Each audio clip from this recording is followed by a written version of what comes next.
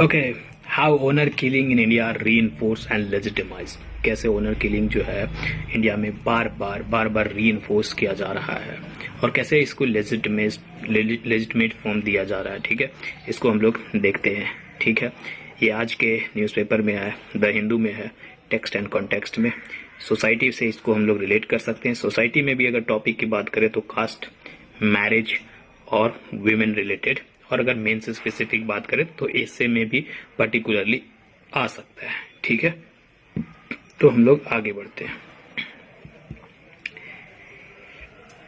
How honour killing in India are reinforced and legitimized. States like Tamil Nadu, Telangana, Maharashtra, Kerala, where Dalit communities have seen in relatively greater empowerment or record higher rates of intercaste marriages. Ironically, these are the also states with increased incident of honor killing. ठीक है, हमारे पास कुछ states है निकल करके आ रहे हैं।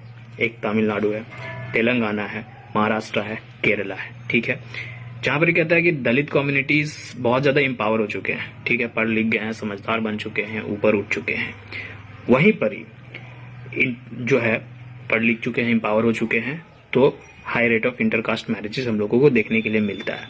लेकिन कितना ही आयरनिकली है, कितना ही विरोधाभास है, देखो यहाँ पर ही कि ऑल्सो ये सारे जो स्टेट्स हैं इनमें हमें ओनर किलिंग का इंसिडेंट है। भाई तुम पढ़ लिख गए हो, तुम बहुत अच्छे से एम्पावर हो चुके हो, उसके बावजूद भी ओनर किलिंग जैसे इंसिडेंट तुम्हारे स्टेट्स में, तुम जो कि इतने डेवलप हो चुके हो, तुम इतने जो एम्पावर हो चुके हो, उसके बावजूद भी इस चीज पे हम लोग आगे डिस्कशन करते हैं। ठीक है, समझाएंगे नहीं, रीड करेंगे, समझते जाना, क्योंकि बहुत लंबा हो जाएगा ऑटोमेटिकली। देखो यार बहुत लंबा है। ठीक है, okay.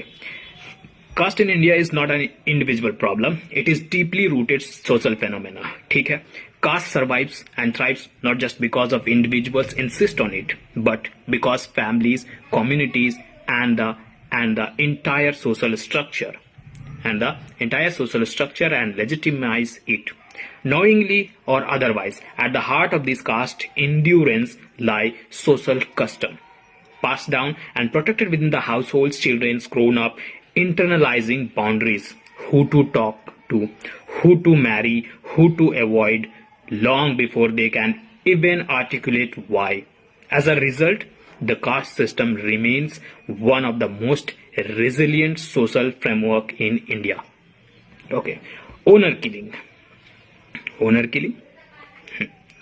One of the biggest threats to the rigidity of the caste has been social justice intervention. When marginalized communities, particularly Dalit, gain access to the quality education and secure meaningful employment, it opens the gate for their integration into the mainstream society. Okay, with that, the foundational shift begins. No longer confined to the margins, the oppressed now begin to interact with the caste Hindu society on an equal footing in workplaces, college, cities, and the most importantly, in the relationship. This has created a new frontier of the social tension, romantic unions that cross caste lines, especially those involving Dalit men and the dominant caste women.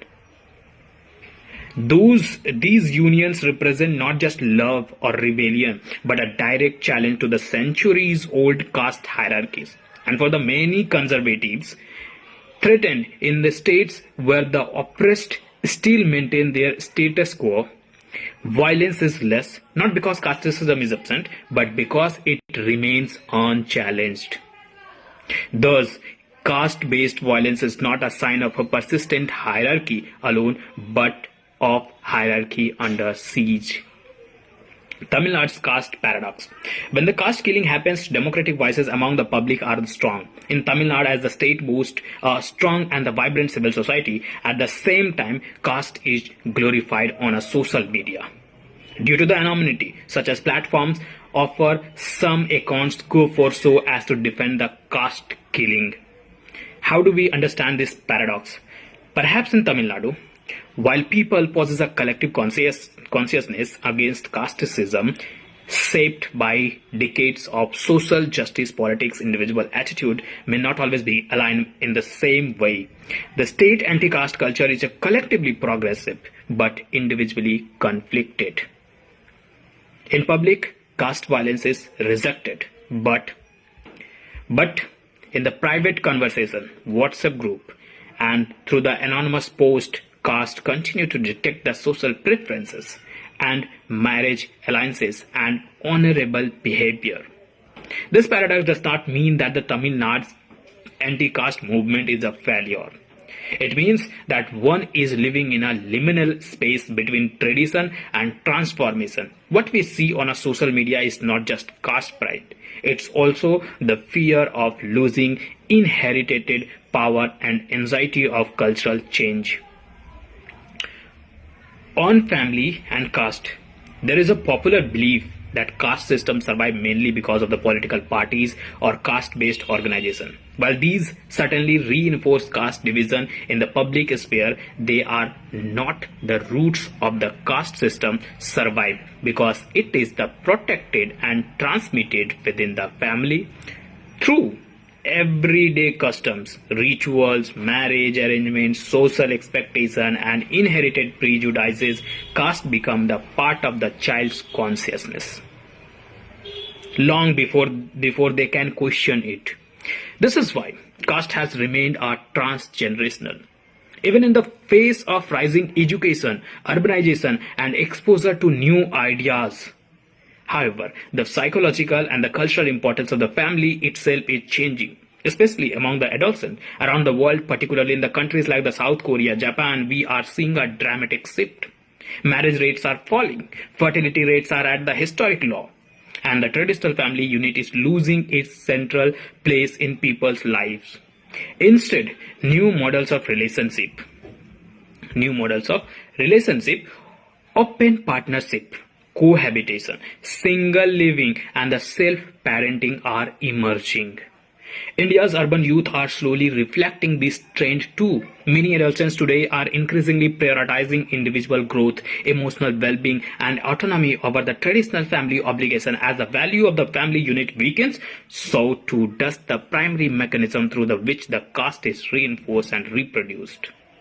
In other words, if the family becomes less central in shaping relationship and social norms, caste may lose its strong and the oldest vehicle of survival. कितनी अच्छी बात बोली, ध्यान से फिर से एक बार सुनो.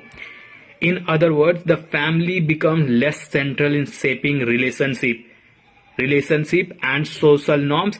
Caste may lose its strongest and oldest vehicle of survival. समझो भाई. This doesn't mean that caste will disappear overnight, but it suggests that the cultural infrastructure that sustains it is slowly being dismantled. Not by the revolution, but by changing a lifestyle, shifting emotional priorities, and evolution of the self. Caste in India is at crossroad.